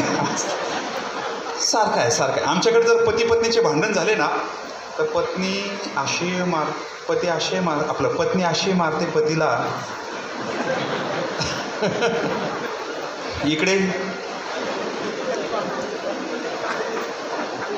तुम्ही काय हसायला तयार नाहीत. मला काही कळेनाच नेमका काय प्रकार आहे. हाणामारी आता बंद झाले. आता का आता सासरवास संपला, आता सुनवास सुरू झालेला. वळचण आणि आढ. आढ्याचं पाणी वळचणीकडे आलं पाहिजे हा सिद्धांत आहे, बरोबर. पण एकनाथ महाराज म्हणतात वळचणीचे पाणी आढ्याला गेले, खालचं पाणी वरती गेले, कसं शक्य आहे? वळचणीचं पाणी आढ्याकडे गेलंय. इथं आता हा अभंग जर मला कधी कॉलेजवरती व्याख्यानाला घ्यायचा म्हटला, आता मी मस्त PhD केली, पण मला हे वळचण आढ सांगता सांगता मला नाकी 9 येतील. वळचणीचे पाणी आढ्याला गेले हे अभंग मला खरं सांगू का, वारकरी संप्रदाय टिकवला तो सर्वसामान्य शेतकरी वर्गाने हा खरा वारकरी संप्रदाय फार सुंदर पद्धतीने टिकवून ठेवला. सुशिक्षित वर्ग तर टिकवतो, त्यात वादच नाही. पण एक ही विशेषता, अजून शेतकऱ्याचे आई वडील, महाराज काही वादविवाद असू द्या घरात, पण अजून शेतकऱ्याचे आई वडील वृद्धाश्रमात नाहीत. मला पुढचं बोलायचं नाही, पण शेतकऱ्याचे वडील अजून वृद्धाश्रमामध्ये नाहीत आई वडील. वळचणीचे पाणी आढ्याला गेले. आढ्याकडून पाणी खाली आलं पाहिजे बाजीराव महाराज, नरहरी महाराज, पण खालून पाणी वरती जात आहे. हे तर तुम्ही लहानपणी छप्परमध्ये राहिलाच असतं बाजीराव महाराज. मग आता इथं याचा अर्थ काय? योग प्रक्रियेने हा अर्थ तुमच्या समोर ते ठेवतो, कारण जनार्दन स्वामी महाराज योग प्रक्रियेने गेलेले आहेत. आमच्या ज्ञानेश्वरजी आम्ही सगळे आत्ममालिक परिवारामध्ये कार्य करतो, ते आमचे माऊलीसुद्धा ते योग प्रक्रियेने कार्य करतात. आता काम बघा, वळचणीचे पाणी आढ्याला गेलं. तुमचं जर लक्ष माझ्याकडे असेल तर मी अतिशय याचा योग प्रक्रियेने व्यवस्थित अर्थ तुमच्यासमोर ते ठेवतो, कारण अजून पुढे बरेच चरण शिल्लक आहे. तसं मला कार्यकर्त्याने 11चा टाईम दिलेलाच आहे, त्यामुळं मला काही अडचण नाही, माझ्याकडे भरपूर वेळ आहे. शिवाजीराजे कुठे गेले? उपाध्यक्ष आहे तुम्ही, त्यांनीच मला सांगितलं 11 वाजेपर्यंत तुम्ही चालू द्या. मला त्यांनी चिठ्ठी पाठवली, आता जो कागद आलता ना माझ्याकडे त्यांनी लिहून पाठवला, 11 वाजेपर्यंत चालू द्या, स्वयंपाकाला पण वेळ आहे, अभंग मोठा आहे, त्यामुळे काही अडचण नाही. एका चरणाला 1-1 तास घेतला तरी. तुम्ही टाळ्या वाजवल्या, तुम्हाला भुका नाही लागल्या का? वळचणीचं पाणी आढ्याला गेलं. मी अगोदर सावता महाराजांकडे पाण्याला मोठी लागली ताण, भगवंत त्यांच्याकडे आले, पाण्याला मोठी लागली ताण, या आधाने सावता महाराजांकडे गेलो. पाण्याशी पाणी आले मिळवणी, त्याही अनुषंगाने माऊलींचं चरित्र पुढे खूप ठेवण्यासारखं आहे. वळचणीचं पाणी आढ्याला गेलं हे नेमकं काय आहे, तर मला योग प्रक्रियेने हा अर्थ सांगावा लागेल. ऐका ऐका, इथं वळचण शब्दाचा अर्थ आहे कुंडलिनी शक्ती. आता लक्षात आलं? वळचण शब्दाचा अर्थ आहे कुंडलिनी शक्ती. आणि आढ्याकडे गेलं म्हणजे नेमकं काय झालं सांगू? श्री गुरूंची कृपा झाली. इडा 72,000 नाड्यामध्ये इडा पिंगलांमधून वाहते ती सुषुम्ना, त्या सुषुम्नेतून तो प्राणवायू सहस्रसार चक्राकडून खाली कुंडलिनी शक्तीकडे गेला. ती मूलाधार चक्रामध्ये 3.5 वेटाळे टाकून स्थित आहे. अधोमुख सर्पिणी निजैली जैशी 6व्या अध्यायामध्ये माऊली ज्ञानेश्वर महाराज बोलतात. अधोमुख आणि शेपटी तोंडामध्ये घेऊन 3.5 वेटाळे टाकून, जसं एखादं पिल्लू कुंकवामध्ये भिजलेलं पिल्लू सापाचं जसं दिसतं तशी कुंडलिनी शक्ती मूलाधार चक्रामध्ये स्थित आहे. आणि तिला सद्गुरूंच्या कृपेने जागृत केल्याच्या नंतर ती मूलाधार चक्रामधून ॲक्टिव्ह होते. मूलाधार चक्रात एनर्जी आली का मनुष्य पास्ट आणि फ्युचर याच्यातून बाहेर येतो, वर्तमानामध्ये येतो, वासनेतून बाहेर पडतो. ज्यांना जास्त वासना विकार जाणवतात, एनर्जी मूलाधार चक्रामध्ये आहे. एनर्जी वरती आली. नाभेच्या खाली 4 बोटं स्वादिष्ठान चक्र आहे मणिपूर मेरुदंडामध्ये. तिथं आल्याच्या नंतर साधं स्टेबल होतं, ब्रह्मचर्य पालन होतं, ऊर्ध्वरेत्याकडे वाटचाल होती, दिव्य अनुभव, दिव्य स्वप्न, सद्गुरूंचं सानिध्य मिळतं. ऐका, तिथं स्वादिष्ठान चक्रात वळचणीचं पाणी व आढ्याकडे चाललंय हे लक्षामध्ये घ्या. वळचणीचं पाणी म्हणजे कुंडलिनी शक्ती आणि ते आढ्याकडे चाललंय म्हणजे कुंडलिनी शक्ती जागृत झाली. मणिपूर नावाचं चक्र आहे, नाभीमध्ये मणिपूर नावाचं चक्र आहे बरोबर मेरुदंडामध्ये. तिथं कुंडलिनी शक्ती आली का साधक पाण्यावर चालू शकतो. आमच्याकडे भगवान बाबांचं दिव्य चरित्र सांगितलं जातं. बैसोनी पाण्यावरी वाचली ज्ञानेश्वरी. कुंडलिनी शक्ती मणिपूर चक्रामध्ये आल्याचा परिणाम. ऐका, पाण्यावरून साधक चालू शकतो, तो सिद्ध पुरुष चालू शकतो. ही दिव्यता, हे सगळे चक्र तुम्ही जनार्दन स्वामी महाराजांचं जीवनचरित्र लक्षामध्ये घ्या. आणि ज्यावेळेस तीच कुंडलिनी शक्ती ज्यावेळेस अनहत चक्रामध्ये, इथं हृदय चक्रामध्ये येते, त्यावेळेस साधक 18 तास सिद्धासनात बसू शकतात. हे सद्गुरू राष्ट्रसंत जनार्दन स्वामी महाराजांचं जीवनचरित्र आपण पाहून घ्या. 18 तास स्वामी महाराज सिद्धासनामध्ये बसायचे. एवढे दिव्यतेने ती ताकद येऊ शकते. 24 सप्टेंबर 1918 ते मला वाटते 10 डिसेंबर 1989 एवढा त्यांना कार्यकाल लाभला जनार्दन स्वामी महाराजांना. आणि त्यांनी त्यामध्ये एवढे दिव्यतेने हे सगळं कार्य केलं. त्यांचा आवडता ग्रंथ भगवद्गीता होता. Bhagavad Gita is the manifestation of the perfection already in man. हा दिव्य ग्रंथ त्यांचा उपजीव्य ग्रंथ होता. कन्नड तालुक्यामध्ये जन्माला आले आणि नाशिकमध्ये देह ठेवला तपोवनामध्ये आणि समाधी आज त्यांची कोपरगावमध्ये आहे. आणि 1008 महामंडलेश्वर शांतिगिरीजी महाराज सध्या त्यांचे पुढे सगळं कार्य पाहतात. आज जवळजवळ त्यांचे 3-4 मंदिर आपल्या गावामध्ये आहेत. वळचणीचे पाणी आढळायला गेले. सद्गुरूंच्या कृपेने दिव्य साधना सुरू झाली मणिपूर चक्रामध्ये. ते वळचणीचं पाणी आलं. विशुद्धी चक्र कंठामध्ये आहे. इथं चक्र आल्याच्या नंतर त्या साधकांना परकाया प्रवेश, आउट ऑफ बॉडी एक्सपिरियन्स सुरू होता. हे आजही हरिद्वार ऋषिकेशला फॉरेनर विदेशातून येतात, साधना करतात. आता 12 तारखेला माझ्याकडे आळंदीत 2 जण येत आहेत. पती पत्नी आहेत. ख्रिश्चन धर्म सोडला, वारकरी झाले आणि त्याचं नाव ज्ञानदेव ठेवलं. त्यांच्या पत्नीचं नाव मीरा. दर 3 वर्षांना माऊलींचं दर्शन घेण्याकरता येतात. मी रामदेव बाबांकडे संस्कृत टीचर होतो आणि ते तिथं योगा शिकण्याकरता होते. त्यांना वारकरी संप्रदायाची फिलॉसॉफी सांगून माऊलींचे भक्त झाले. आज त्यांचा 7 एकरमध्ये स्पेन देशामध्ये आश्रम आहे. मला तुम्हाला फोटो दाखवेल मी सगळे माझ्या मोबाईलमध्ये. एवढ्या दिव्यतेने सगळं अभ्यासलं जातं. विशुद्धी चक्रात एनर्जी आल्याच्या नंतर साधक खाली येत नाही. परकाया प्रवेश, दिव्य स्वप्न पडायला सुरुवात होते आणि मग ती वळचणीचं पाणी आज्ञाचक्रामध्ये आलं. दोन्ही भुवयांच्या मध्ये 3रं नेत्र आज्ञाचक्र आहे. ते आज्ञाचक्र आल्याच्या नंतर तुम्हाला परग्रहावरचं दिसतं. तुम्हाला दुसऱ्याच्या मनात काय चाललंय ते कळतंय. तुम्हाला दुसऱ्याचे प्रॉब्लेम काय होणार आहे ते कळतंय.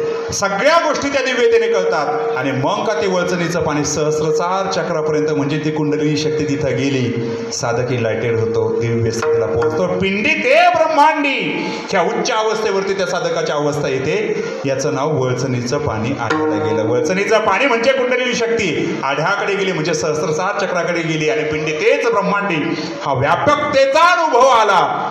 तो सगळ्या संतांना आला. त्यामध्ये सावता महाराज, जनार्दन स्वामी महाराज, अनेक सगळे संत महाराज मंडळी त्याच्यामध्ये दिव्यतेने कार्य करतात. हे वळचणीचं पाणी कळालं ना. आता पुढचे 2 चरस सरळ सांगतो, वेळ कमी आहे. शेतकऱ्याने शेत पेरिले, राखणदाराला तेने गेले. आता गंमत ऐकू. हे शरीर हे क्षेत्र आहे. गीतेचा 13वा अध्याय तुम्ही अभ्यासा. क्षेत्रंचापि मां विद्धी. हे क्षेत्र आहे. याच्यामध्ये आत्मा क्षेत्रज्ञ आहे. पण जीवाला कळालं मी शरीर नाही, मी आत्मा आहे, शरीर नाशिवंत आहे. हे कळाल्याच्या नंतर शेतकऱ्याने शेत पेरिले, राखणदाराला तिनेच गेले. मी शरीर नाही कळणं म्हणजे राखणदाराला त्याने गिळल्यासारखंच झालं ना महाराज. राखणदाराला त्याने गिळलं. पुढचं चरण बघा. हंडी खादली भात टाकीला. हंडी शब्द आहे का इकडं? एकनाथ महाराजांच्या काळातला शब्द आहे तो हंडी. हंडी खादली भात टाकीला. वास्तविक भूक लागल्याच्या नंतर भात खाल्ला पाहिजे, हंडी टाकली पाहिजे. परंतु एकनाथ महाराज सांगतात हंडी खादली भात टाकीला. याचा अर्थ 12 शास्त्रकार अभ्यासल्याशिवाय कळणार नाही. 12 शास्त्रकार भारतीय तत्वज्ञान अभ्यासात असताना द्वादश दर्शन असा शब्द आपण ऐकतो. 12 दर्शनकार आपल्या परंपरेमध्ये होऊन गेले. त्यामध्ये वरून सुरू करतो. आस्तिक आणि नास्तिक 2 प्रकारामध्ये 6 जण नास्तिक, 6 जण आस्तिक. आस्तिकमध्ये सगळ्यात टॉपला आहेत ते व्यास महर्षी, ज्यांनी वेदांत शास्त्र तयार केलं. आस्तिकमध्ये 2 नंबरला म्हणजे 11व्या नंबरला आहेत ज्यांनी पूर्वमीमांसा शास्त्र तयार केले ते जैमिनी ऋषी. ऐका. 10व्या नंबरला आहेत ज्यांनी न्यायशास्त्र तयार केले ते गौतम ऋषी, याच नाशिक जिल्ह्यामध्ये. ऐका. 9व्या नंबरला ज्यांनी वैशेषिक नावाचं दर्शन तयार केलं ते कनाद ऋषी, हे 9व्या नंबरला. 8व्या नंबरला ज्यांनी सांख्य दर्शन तयार केले ते कपिल मुनी. इकडेच आहे कपिल तीर्थ. तुमच्या इगतपुरी साईडला कपिल तीर्थ आहे. इथंच त्यांनी ते दर्शन तयार केलं. आईसाठी कपिल शास्त्रांनी, कपिल मुनींनी आईशाशी सांख्य दर्शन सांगितलं. ऐका. आई करता तत्वज्ञान सांगणारा कपिल नाशिक जिल्ह्यामध्ये जन्माला येतात. ही काही सामान्य भूमी आहे का? ऐका. हे 8वे ज्यांनी योग दर्शन तयार केले ते पतंजली ऋषी. 7 क्रमांक. चला आता नास्तिककडे वाटचाल. योगाचार, माध्यमिक, वैभाषिक आणि सौत्रांतिक हे बौद्ध दर्शनाचे 4 दर्शनकार आहेत. हे 4 7 आणि 4 आता पण वरून आलो एका आकड्याच्या मागं पुढे होत असतं. 7 आणि 4 किती? 11. त्याच्यात एक जैन शास्त्रकार हे 2 नंबरला. आणि पहिल्या क्रमांकाला आहेत ते चार्वाक दर्शनकार. ते सांगतात शरीर हाच आत्मा आहे. आत्मा वास्तविक दिसत नाही, तो नाहीच. यावं जीवम सुखम जीवे, शरीरच आत्मा आहे. आणि मग खरा आत्मा आतमध्ये तो हृदय स्थित आहे, तो कळत नाही. म्हणजे हे कसं? हंडी खादली भात टाकला. घ्यायला काय पाहिजे? आत्मा घ्यायला पाहिजे, शरीर टाकलं पाहिजे. पण त्याने शरीराला सत्य समजलं आणि आत्मस्वरूपाला टाकून दिलं. याचाच खांडी खादली भात टाकीला. बकऱ्यापुढे देव कापिला. श्री गुरु सांगतात या सगळ्या अनुषंगाने जर ह्या उलट्या खुणा आहेत, ह्या जर तुम्हाला सुलट्या करायच्या असेल तर काय केलं पाहिजे? काही करू नका. श्री गुरूंना शरण जा. अभंगाचं शेवटचं चरण. एक जनार्दनी मार्ग उलटा, एका जनार्दनी मार्ग उलटा, एका जनार्दनी मार्ग उलटा, एका जनार्दनी मार्ग उलटा, एका जनार्दनी मार्ग उलटा,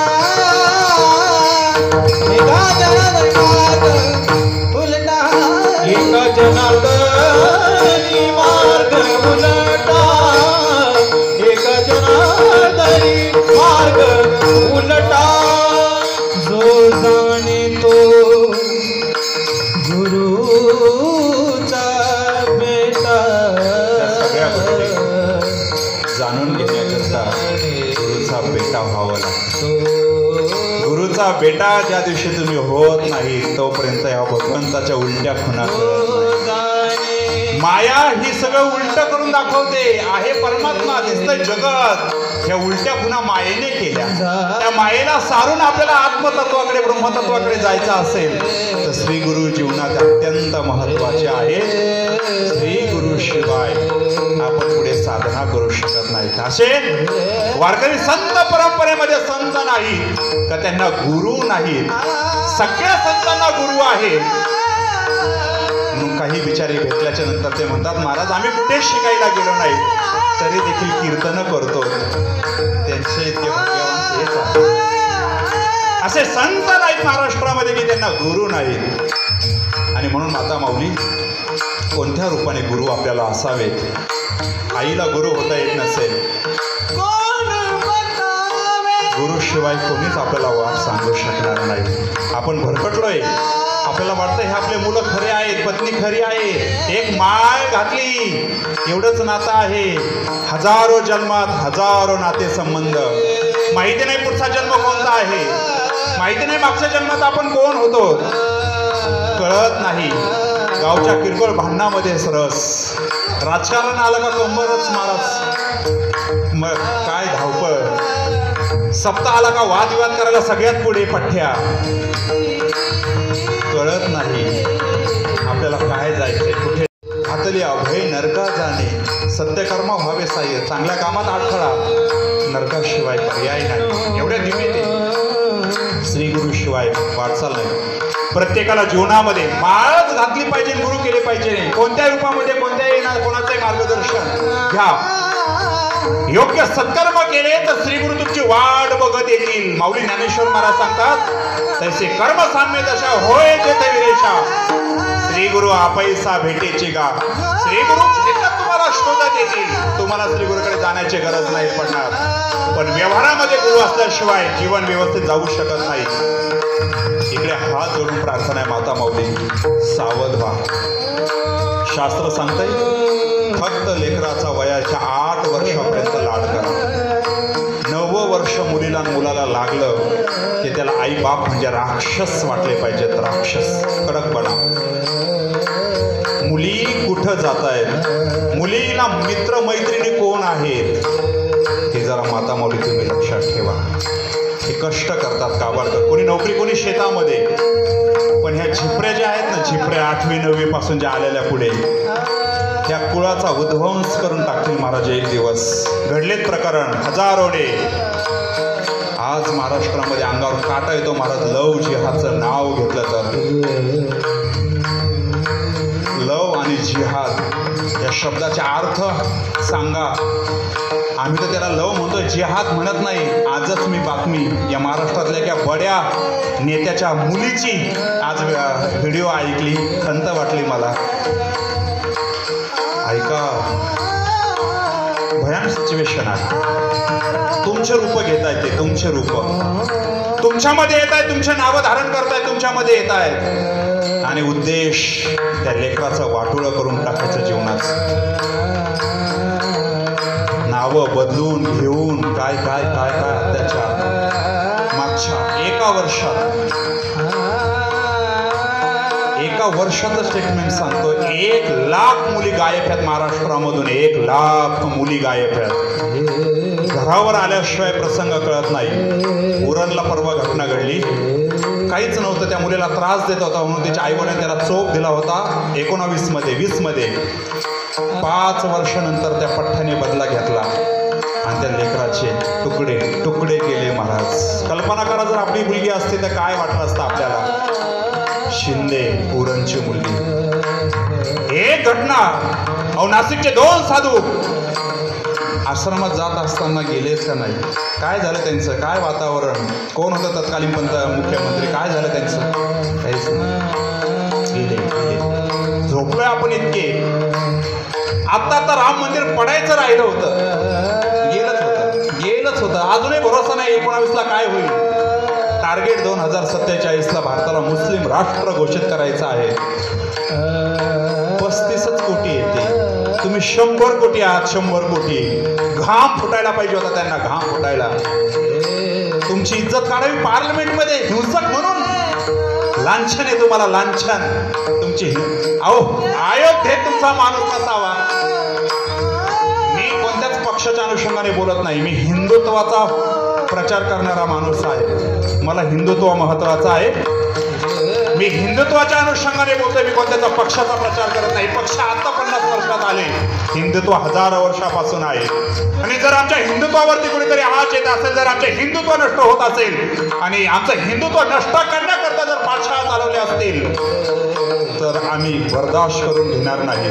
मी अगोदर सांगितलं आयुष्य श्रेष्ठच आहे, पण धर्मरक्षणाकरता केलेली हिंसा त्याच्यापेक्षा श्रेष्ठ आहे. म्हणून शस्त्र याच्याबरोबर शास्त्र सुद्धा शिकवलं पाहिजे. शास्त्र शिकलंच पाहिजे. ज्ञानेश्वरीचं पारायण इथं 100 लोक करतायत. मला फार समाधान वाटलं. जवळजवळ 328वा प्रदोष तुम्ही आज संपन्न केलाय. मीटिंगला जर एक व्यक्ती गैरहजर राहील तर 100 रुपयाचा दंड काय आहे? हा दंड येणाऱ्या पिढीला लावा, आमच्या मुलींना लावा. आईचे संस्कार, बापानी मारलं, भांडण झालं, पण आपली आई घराच्या बाहेर गेली नाही. तुम्हाला कसं माणसं कळत नाही? एखादा झिपरा पोरगा तुमच्याकडे बघतोय आणि आमची मुलगी, आमची युवती त्याला जीवन समर्पित करते. ती इंस्टा वापरते का, फेसबुक वापरते का, व्हॉट्सअप वापरते. याच्यावर आईवडिलांचं जर नियंत्रण नसेल, नियोजन नसेल, तर तुमच्या कुटुंबाचं नियोजन संपलेलं आहे. ही गोष्ट लक्षामध्ये घ्या. धाक द्या, सटकून काढा चांगल्यापैकी, फटकूनच काढा, दुसरा पर्यायच नाही. बालबुद्धी आहे. जीवन उद्ध्वस्त झाल्याच्या नंतर Maharaj the Kerala story picture पाहून घ्या. त्या पिक्चरने तरी काही ठराविक गोष्टी समाजाच्या समोर आल्या. लव जिहाद सारखे प्रकरण होतात. फार भयानक सिच्युएशन. म्हणजे कधी कधी डोळ्यातून अश्रू येतात. पुण्यातलं एक प्रकरण, मुलगी गायब झाली. 1.5 वर्ष लागले शोधायला बापाला. गुजरातमध्ये ती मुलगी सापडली. ऐका, गुजरातमध्ये सापडली मुलगी. पोलीस ताफा बरोबर होता, ती मुलगी सापडली. त्या बापाने त्या मुलीने सांगितलं हा माझा बाप नाही. त्या PSIचा पिस्तूल तिथूनच काढलं, स्वतःच्या डोक्यात गोळी घालून घेतली. महाराज हे परिस्थिती. असं काय प्रक्रिया करतात ते? भरलेल्या गोष्टी खायला देतात, भरलेल्या वस्तू प्यायला देतात, तुमचे वस्त्र याच्यावरून तांत्रिक प्रयोग करतात. 5-5 लाख रुपये त्यांना मिळतात आपल्या मुलींना. अहो मी तर म्हणतो जाऊ द्या लव जिहाद. एक मुलगी गेली तर आम्ही 100 मुली मागे तयार करू, पण लँड जिहाद आम्हाला नाही परवडणार. एकदा का जमीन त्यांच्या ताब्यात गेली, संपला कार्यक्रम तुमचा, संपला. 35 कोटी आहेत ते वंदे मात्र म्हणत नाही. या भारत भूमीला वंदन करण्याकरता देव तरसत आहे, त्या भूमीला ते आपलं मानत नाही. भाईचारा खेळचाराच्या नादी लागू नका. कडक शिस्तबद्ध तेजस्वी राहा. माझं एक वाक्य सांगतो, वेळ संपल्याने थांबतो. ते वाक्य असं आहे, गाईला भाकरी खाऊ घालणारा. अनुभवांती बोलतोय. असतील 4-5 चांगले, मला काय त्यांना, मी तर APJ अब्दुल कलामला देव मानतो. आहे चांगले, ग्रेटच आहे. गाईला भाकरी खाऊ घालणारा आणि भाकरीबरोबर गाय खाणारा कधीच भाईचारा होऊ शकत नाही. ही गोष्ट मान्य करा एक दिवस. आणि कडक शिस्तबद्ध राहा, तेजस्वी राहा, दिव्यतेने राहा. घराघरातून मुली उठायला लागल्या, जायला लागल्या. ऐका, म्हणून व्यवहारात कोणाच तरी ऐका, गुरु असू द्या. दोघं नवरा बायकोनी आपल्या लेकरांना कुठेतरी गुरूंच्या सानिध्यामध्ये ठेवायच्या ना. धर्माचे विचार, राष्ट्राचे, धर्म टिकला नाही, तुमचा राष्ट्र टिकणार नाही. राष्ट्र टिकला नाही, कथा कीर्तन काहीच नाही.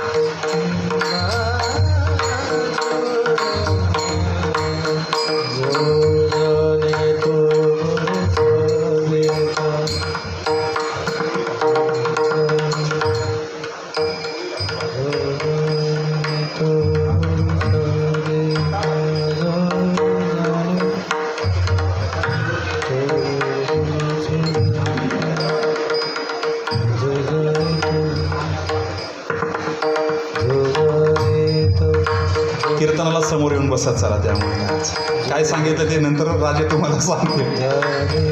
गुरूंचा अनन्य शिष्य भाव त्याशिवाय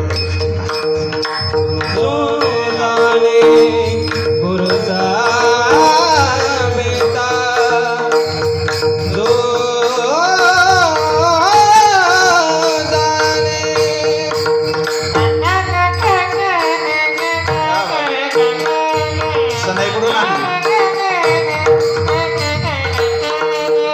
मंगल कार्यालयात सनई वाजलीच पाहिजे. वा वा.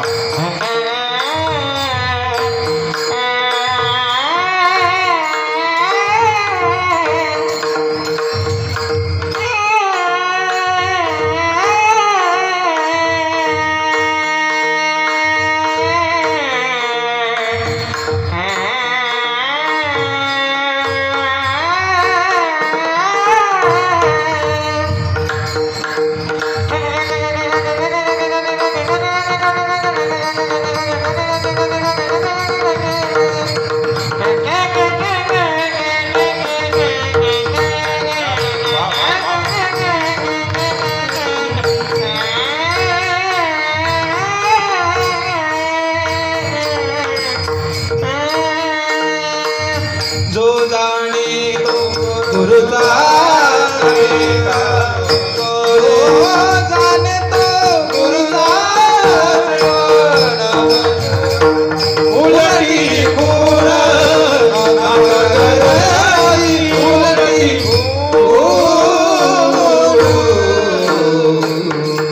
सगळ्यांनी वरती हात करायचे.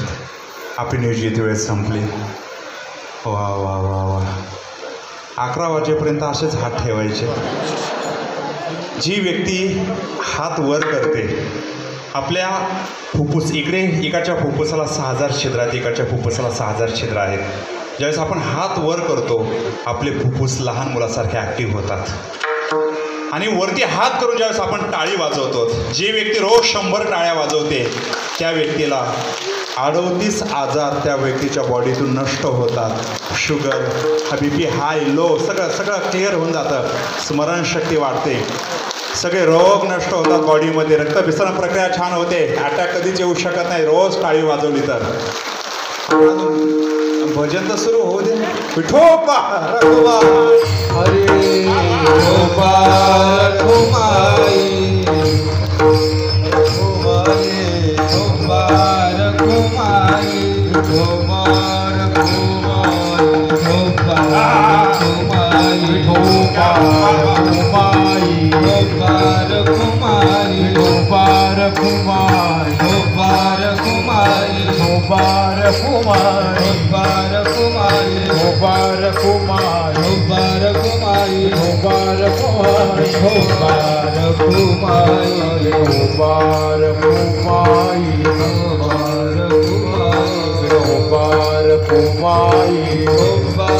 विठोबा रखुमाई विठोबा रखुमाई विठोबा रखुमाई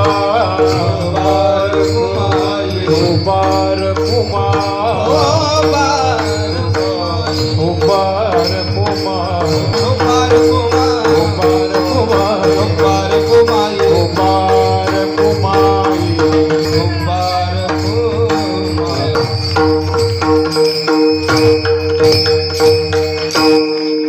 तुमच्या हारापुढे हार मांडली, भगवंतापुढे हार मांडली की असे हार गळ्यात पडतात. हेच या मंडपाची विलक्षणता आहे. झाले सेवा संपली. परमार्थाला वेळेचं बंधन नाही, पण या शरीराला वेळेची मर्यादा आहे. सायकॉलॉजी सांगते ऐकणारी व्यक्ती किती ग्रेट असेल ती फक्त 45 मिनटं श्रवण करू शकते. आणि म्हणून कार्यक्रम प्रवचन 1 तास आणि कीर्तन 2 तास सायकॉलॉजीचा विचार वेळ ठरलेला आहे. अगदी 15 मिनटं एक्स्ट्रा झालेले आहेत. अजून 1-2 मिनटं फक्त घेतो आणि नियोजित वेळ थांबतो. आजचा हा प्रदोषचा विशेष पर्व काळ आणि त्यामध्ये बाबाजींचा जय भक्त जय बाबाजी भक्त परिवार हा सगळा परिवार आणि त्यांच्या तर्फे आजचं अन्नदान संपन्न होतं आहे. वेळ कमी आहे पण अन्नदात्यांचे नावं आपल्यासमोर येणं हे गरजेचं आहे. सगळी भजनी मंडळ गेली 7 दिवस इथं ही परमार्थी वाटचाल करते. हार काढू का ठेवू? राहू द्या 2 मिनटं. एकनाथ महाराज म्हणतात ठेवा, पण ते किती जड झाले. ते तुमचं प्रेम परवडलं नाही. खरंच खूप प्रेम करणारा हा सगळा वर्ग आणि महाराष्ट्रामध्ये कीर्तनकारावरती खूप प्रेम करतात. कारण आता हेच व्यासपीठ येणाऱ्या पिढीला योग्य दिशा देऊ शकते. गुन्हा घडल्याच्या नंतर पोलीस यंत्रणा महाराष्ट्रामध्ये काम करते. गुन्हा घडल्याच्या नंतर पोलीस यंत्रणा काम करते, पण गुन्हा घडू नये हे सांगण्याकरता हे दिव्य व्यासपीठ महाराष्ट्रामध्ये कार्य करत आहे. त्या व्यासपीठाला शोभेल असं नियोजन आज या तरुणांनी इथं केलं. मला इतकं समाधान वाटतं की इथं सगळा तरुण वर्ग आहे. काय सुंदर हे महिलांनी केलं नाही ना, पुरुषांनी तरुण वर्गांनी केलं. काय सुंदर पांडुरंगाचा साक्षात भास समोर होतो. कीर्तनकार किती प्रवास करून आला की त्यांना प्रसन्न कसं करावं हे कसबे सुकेनेकडूनच शिकावं. पांडुरंगाला तुम्ही एवढ्या गोड पद्धतीने इकडून रुक्मिणी माता वामंगी रुक्माई आणि इकडे पांडुरंग रुक्मिणी पाठीमागे सावता महाराजांचं काय गोड डेकोरेशन केलं आहे. सलाम आहे व तुमच्या सगळ्याच सप्ताह कमिटीला. मी महाराष्ट्रभर खूप फिरतो, पण इतका आखीव रेखीव सुंदर नियोजन आणि एवढं भव्य दिव्य अन्नदान. खरोखर तुम्ही एक संघ आहात, एक संघ राहा, एकजुटीने राहा. हीच संभव शक्ती कलेयुगी हीच तर हजारो वर्षाची उद्घोष परंपरा आहे. आणि म्हणून आजचे जे अन्नदाते मी ज्ञानेश्वर माऊलीला हात काढतो.